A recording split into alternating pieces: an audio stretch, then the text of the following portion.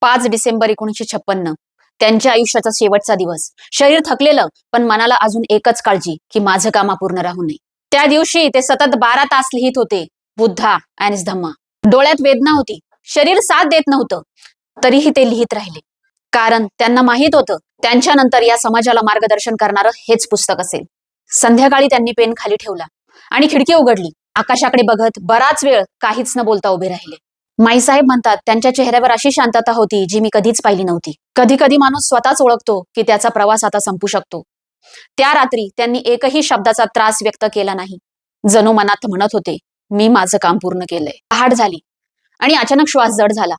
माईसाहेबांनी डॉक्टरांना बोलवूपर्यंत त्यांनी आधीच जगाचा निरोप घेतला होता.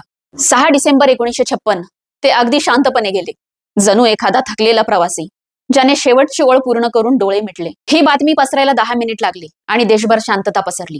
गिरण्या थांबल्या, शाळा थांबल्या, गल्ल्या थांबल्या. लोक फक्त एकच वाक्य म्हणत होते, आपण पुन्हा अनाथ झालो.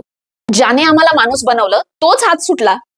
जेव्हा पार्थिव चैत्यभूमीत आलं, समुद्रही थांबेल इतकी लोकांची गर्दी उसळली. रडणाऱ्या आवाजांची दिशा नव्हती, अश्रू थांबवणारी कोणतीही भाषा नव्हती. इतिहासात असा जनसागर कधीही दिसला नव्हता.